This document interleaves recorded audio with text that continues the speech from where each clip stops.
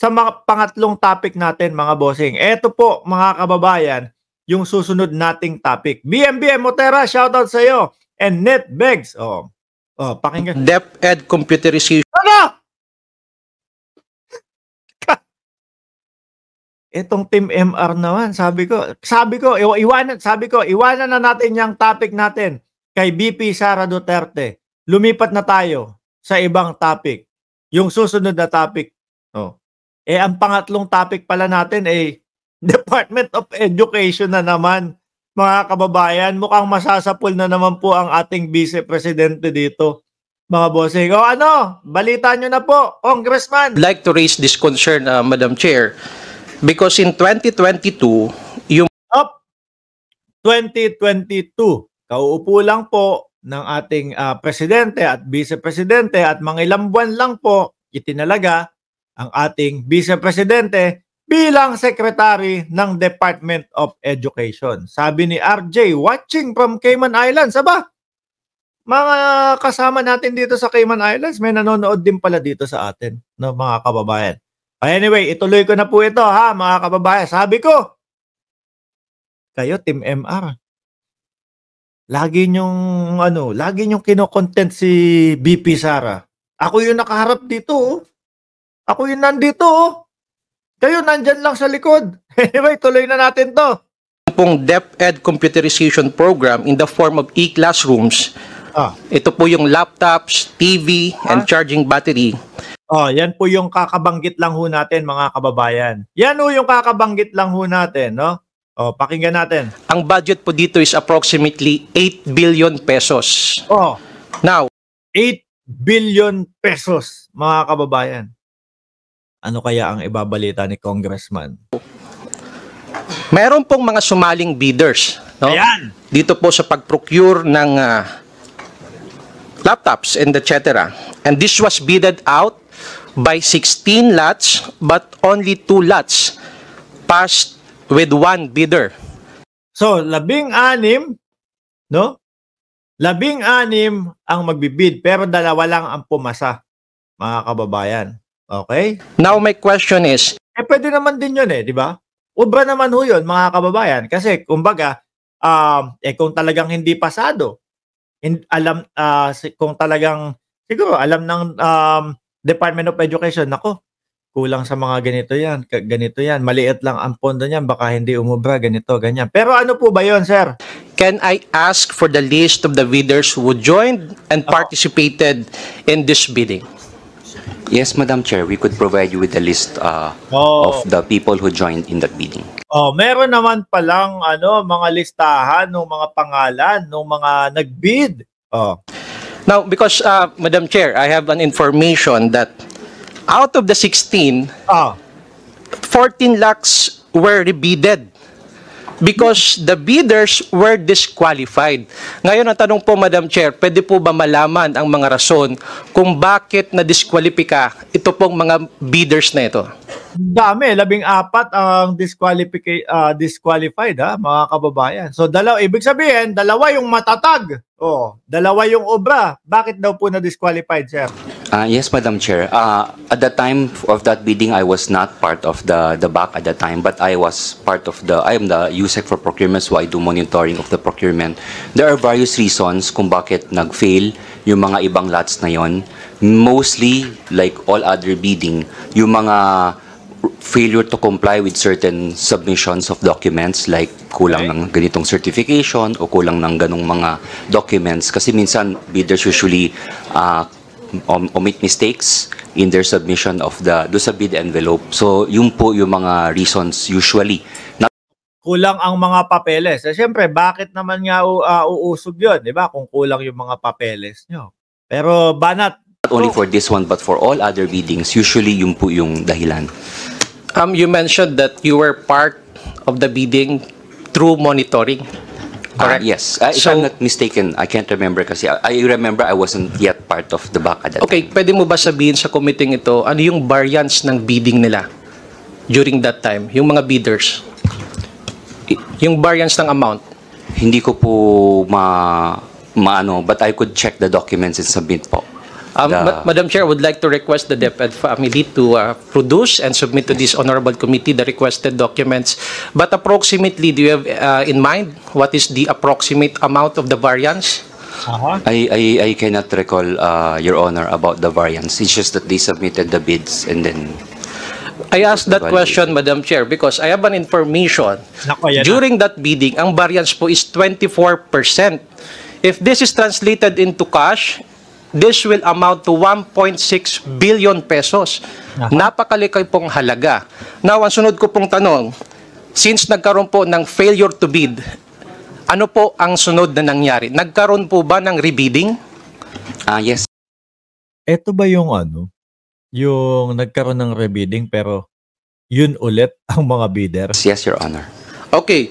I have information, Madam Chair, na yung pong mga na-disqualify ng mga bidders na nabanggit mo na base doon sa mga sinubmit nila, incomplete documents, so nagkaroon po ng rebidding. Ngayon, ang impormasyon na nakarating po sa akin, ito pong mga disqualified bidders ay sumali po ulit sa bidding.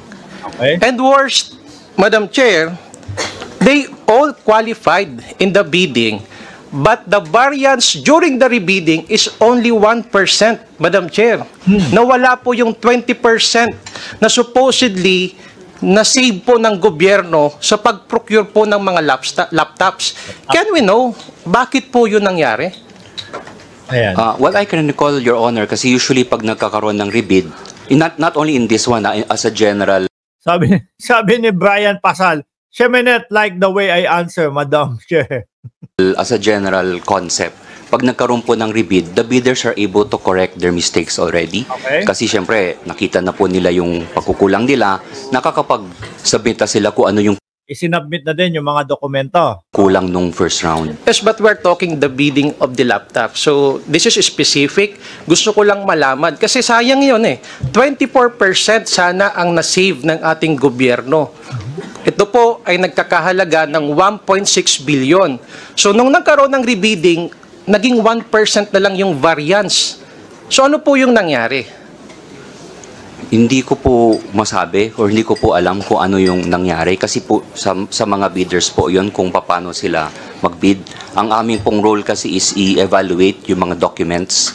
So ang aking masasabi lang by way of, as a general concept is during the rebid, they are able to correct their mistakes. And during the rebid, sometimes prices might have changed. There are maybe many other factors. Let's say if it's imported, there are foreign exchange implications or sometimes customs duties and all that. Nagbabago-bago po. There are many factors po. Minsan logistics cost and all that. So yun po, I'm just answering based on theory kung ano po yung posibleng mga factors which will cause na during rebid nagbabago yung presyo at usually nagbabago rin po yung dokumento na sinasubmit po nila. So tumaas nga. Anyway, may nakaligtaan lang ako doon regarding doon sa last natin na pinag-uusapan. You mentioned that you were monitoring the bidding, right? And then at that time, nagkasabay pa po kayo ni Yusek Mercado. Tama? Sa DepEd. Opo. So pwede ko ba malaman, ano ho nangyari kay Yusek Mercado? Bakit hindi na po siya connected sa DepEd? Ano nangyari kay? Hindi. Ang pagkakaalam ko, yung pagkakaalam ko po is nag-retire na po siya. Oh. How about Asek Bringas? Si Asek Bringas po, also resigned, Your Honor. They both Nagsisialisan o forced resignation? resigned from the department, Your Honor. Both Asek Bringas and Yusek Mercado have resigned, Your Honor. Thank you, Secretary. So, going back to Yusek Mercado, sabi niyo po, nag-retire? Tama po ba yun? po yung pagkakaalam ko. Yun po yung pagkakaalam nyo. Opo. Pero may mga balita ho kasi na nag-resign. Okay. I stand corrected with the case of Mercado. She retired. It's Bringas who resigned, Your Honor. It was Bringas. Alright. So, again, going back to Yusek Mercado, ano po ba nangyari? Ulit? Nag-retire? Nag-retire po. She retired, Your Honor. And it was Asek Bringas who resigned. Yes, Your Honor. Bakit ho kaya nag-resign? Alam niyo ba yung rason kung bakit? I think she wanted to pursue other things. She mentioned there's a school, wanted to start a school in Abra. It's one of the things. So I think Sabi ni Ma'am Lorelai Diasener, ibig sabihin, double bidding ang nangyari, then double price, nagmahal, tumaas. Nawala yung kumbaga nawala yung matitipid sana ng gobyerno na 20% mga kababayan. Ilan yon? Magkano yun? 1.6 o 1.8 billion? Biruin mo yun? we wanted to move Sabi nga po, di ba? Ni Coco Pimentel, kay dating DepEd Secretary Inday Sara Duterte, mga kababayan, yung mga nasa listahan nito, doon sa 2 billion na budget na hinihingi, meron ng mga ahensya na gumaganap doon. So, nadodoble-doble lang ang gastos ng gobyerno. No? Patatanggal natin iyon. Hindi naman isisiro ang budget, pero ipatatanggal. Tapos, 100 million. Mga kababayan, 100 million para lang po doon sa mga advisor ni Inday Sara Duterte. Sobra-sobra naman, ano? Kailangan po kasi talaga makatipid ang ating gobyerno ngayon, mga kababayan, lalo na po talagang baon pa din tayo sa utang, no? Baon pa din po ang Pilipinas sa utang. Kaya kailangan medyo hinay-hinay sa paggastos, at kung merong matitipid, mga kababayan, abusuhin 'yun. Kumbaga talagang hangga't nandiyan yung matitipid, kunin. Di ho ba, mga kababayan? move on professionally, Your Honor. Yeah.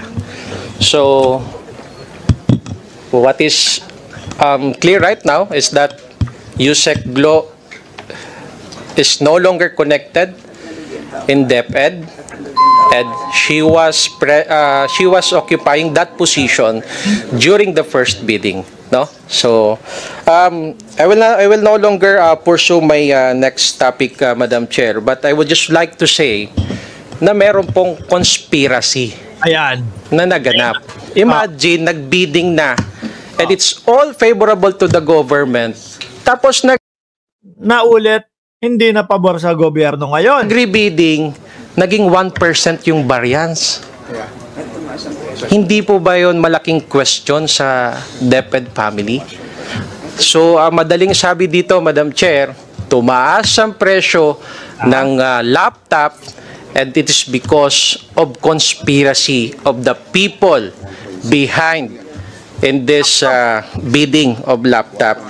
Probably, Madam Chair, involved dito ang mga nakaupo sa back, and of course, yung head of the procuring entity. And I would like to manifest, Madam Chair, that this warrants an in-depth investigation, probably in a proper committee, no, after this budget. Ayan, mga kababayan. Biruin mo, nagbidding na, ilang porsyento yun? 21%, tapos nawala yung 20%. No? Mas napamahal na yung gobyerno.